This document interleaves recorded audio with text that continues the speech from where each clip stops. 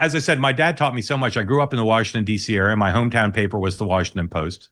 And I had an incredible luxury as I got interested in politics and government and policy and the globe. I could always ask my dad what he thought, what he knew. And because his career has been so extraordinary and because he knows so much about so much, he almost always had an answer. Occasionally he wouldn't. Occasionally he'd say, that's something I know about. He's not a lawyer, but he knows a lot about the law. He never served in the military, but he knows a lot about the military. He never passed the Foreign Service exam, but he knows a lot about American diplomacy. And he would always be able to help me through. One of the things he didn't know about was soccer. When I was growing up, soccer was all the craze, and I played soccer. My father had never played soccer. He didn't really understand it all that well, but he, like a good dad, would come to my games. But one thing that he found very confusing was that when the ball was kicked off into one area, all the second grade players, including myself, would go right where the ball was.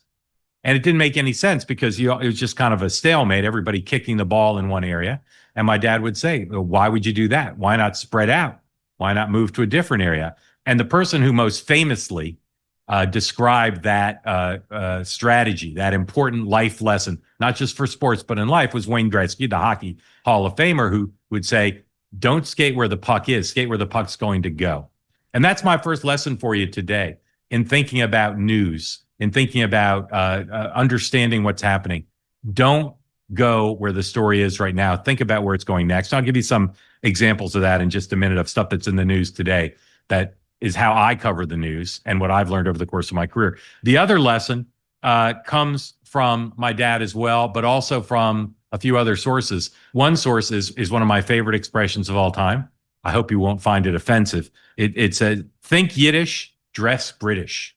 Okay. And that's a great phrase. And I've adopted it over the course of my career, based in part on my dad's advice, but also on my experience covering two presidential candidates in particular. Bill Clinton in 1992 was the first presidential campaign I covered, first beat I ever had full time. I traveled with Bill Clinton to more than 40 states, and I got to talk to people in all 40 states. And in 2016, I covered Donald Trump in more than 25 states. And so I've adopted think Yiddish, dress British to this. Analyze like an insider, but think and feel like an outsider. And my dad, despite his 50 plus years in Washington, always has adopted a sensibility of an outsider, always had thought about what's the country thinking, even though he understands elite behavior really well. I've lived in basically three places: Washington, D.C., where I grew up, New York City, where I live now, and I went to college in Boston to an Ivy League school. I've got an elite pedigree. I can't run or hide from it. It's on Wikipedia. But that travel with Bill Clinton, that travel covering Donald Trump, and the sensibility of my dad is always projected of being an outsider, has allowed me, I think, to do something that not all journalists can do. Analyze the inside game, know how Congress works, understand not just the rules of Congress, but the dynamics, understand the rhythms of a presidential campaign at the elite level, but also think about it from the country's point of view. And I think for a lot of you, if you want to understand a story, that second rule is also so important. You can think about the inside baseball, what they would talk about on cable news in the evening, or what it would say in a very sophisticated story in Politico, but never lose sight of what this is all about. It's not a game, although it's interesting. It's not a personality contest, although that's interesting. It's about the real lives of real people. And my travels and my dad's example has always brought me back to that. What is it about? How is something going to affect the real lives of real people in the country? So let's talk about that in the context of what's happening now. And as I said, I'm a consumer of news. I read lots of websites and social media. I watch news on TV and on YouTube. But I'm always asking myself the question, what's happening next? And how is this going to affect two questions? What's happening next? And how is this going to affect the real lives of real people? And I'd urge you, because you're all sophisticated consumers of news or you wouldn't be here, to think about that. So right now, for instance, what's the biggest story, or at least one of the biggest stories going? It's this question of California and President Trump's determination to deport people who have broken the law twice at least, coming here illegally and then committing a crime, often a violent crime, while they're here. The Democrats are very focused on his use, talk about this with my dad, of American military active duty and Guard to help ICE agents restore order and carry out their job. And the fight, of course, between Gavin Newsom and Donald Trump. That's what's happening now. I'm covering it. I'm interested in it. But then I say, what's happening next? What is next up on that story? And I think for me, the biggest focus is this question of who's actually going to be deported. I think right now there's a consensus, maybe not 100%, but there's a general sense of if you came to the country legally and you've committed a violent crime, you've killed someone, you've sexually assaulted someone, you've engaged in drug trafficking, something that really has an adverse impact on other people, you should be deported. And now maybe there's some people on the left who would say no, but I think that's a consensus. And of course, President Trump has said he's going to start with those people. The tougher conversation, and the one we're going to get to pretty soon in California, we've already gotten to it to some extent, is what do you do with people who are here illegally and have been here maybe for decades, pay into Social Security, woven into the fabric of their community, clean people's houses, make their clothes, pick their fruits and vegetables. That's the next discussion. And you can see it, it's implicated now. People are talking about it now. But what happens next when that discussion happens? Because on that issue, the country's divided somewhat. And on that issue, Democrats are not in nearly as a weak position as they are in the question of should law enforcement be protected, including by using the military if necessary, as they go about trying to deport people who are here who've committed violent acts or drug trafficking or human trafficking. So that's one. That's where I'm thinking what happens next. And again, that's about the real lives of real people. That's not about the fight between the governor of California and the president. It's about the lives of business owners, small business owners who, because of the way the economy works, are often reliant on people here illegally, sometimes knowingly, sometimes unknowingly. It's about consumers who want to be able to have their houses cleaned by other people who they pay, or have work done in their yard, or have their clothes mended. And often in all over the country, but especially in a state like California, those tasks are performed by people who are here illegally. And I don't come down on one side or the other. I think it's a very tough issue. But what I'm telling you is that's where the conversation needs to go. Some people say there's 12 million people here in that category. Some say 30 million. We don't know. They live in the shadows, and they're going to be pushed more into the shadows. And some of them won't go to work. And so some employers who small business drives our economy, they're not going to be able to have their small business, right? So that's a big issue. And that's what's next there. Then I say something else that's in the news, this question of Iran and whether Israel is going to strike Iran.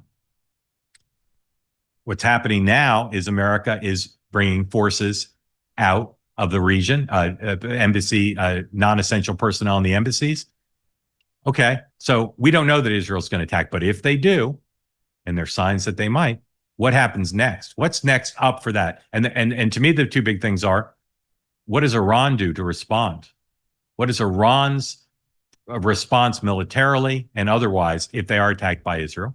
And then what's next up for the United States, for the other big powers with a concern about the region, China, Russia, Saudi Arabia in particular? And so I'm not focused so much on whether the attack's coming, although I'm thinking about that, obviously. But if that does occur, what's next up? And that's what we should be thinking about, because the attack, if it happens, presuming it's at least somewhat successful, okay, Israel said we can't let Iran develop a nuclear weapon. The United States, at least tacitly, will say, Israel, you got to do what you got to do. But how's everybody going to respond after that? Iran could attack American assets in the region. They could make attacks on the homeland here. They could attack Israel. They almost certainly would attack Israel. What's next up there is super important, and that's a great concern to me. And I'd say again, real lives of real people.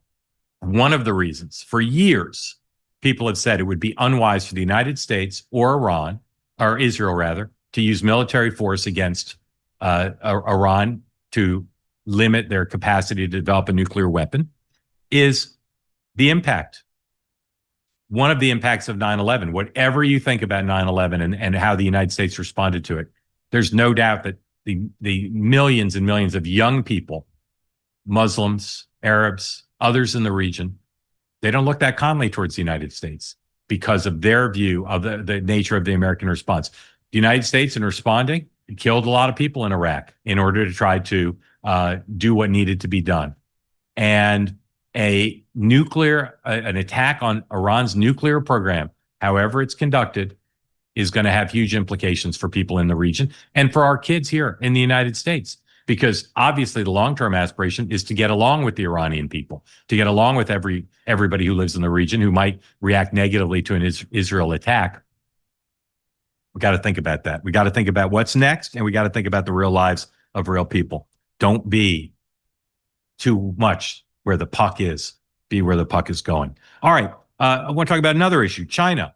United States this week struck a deal with China to get things back on track so that we're getting those rare earth minerals that the United States needs. The Chinese can continue to send people to American schools, and some of the things that they were being denied under the conflict between the two countries on trade. Put things back on track. But this is in the context of the United States, the Trump administration, trying again to win the trade war with China, to partner with our allies against China, to fight them, not just diplomatically, not just militarily, but to win economically. So what's happening next? I'm a little bit taken aback by the degree to which the Chinese have leverage on these rare earth minerals such that the president had to back down. Now, the president's selling this deal as a big victory, but for years, through at least 5 administrations that I've covered, I've seen all this through the prism of, for Russia and China, how does the American president have leverage over Russia and China? And there's lots of challenges for both, particularly with Putin in Russia. But with China, they have a command and control economy. They have the capacity to control the politics because of the dominance of the Communist Party. They are growing their economy and producing things at a very low wages. They have a lot of advantages over the United States. It gives them leverage whenever there's a conversation about changing the terms of trade, changing the balance of power on the economy, as their economy has grown so dramatically over the last several decades, as they have been able to become the manufacturing behemoth of the planet. Where's our leverage? And this deal on a pause in the intense conflict between the two countries on trade put in sharp relief a reality. We need their rare earth minerals. They can't be had anywhere else. Over the long term, the U.S. working with Japan or other countries or on our own might be able to find some technological way around it. But in the immediate future, there's an enormous amount of leverage for the Chinese. And so again, I say, where's the leverage? Where's our capacity to get a great trade deal with China? Because it doesn't seem like we can do it without these rare earth minerals. I confess, I hadn't really focused on rare earth minerals until about a year ago. And now it's clear from what the president said about the deal that this is a extraordinary problem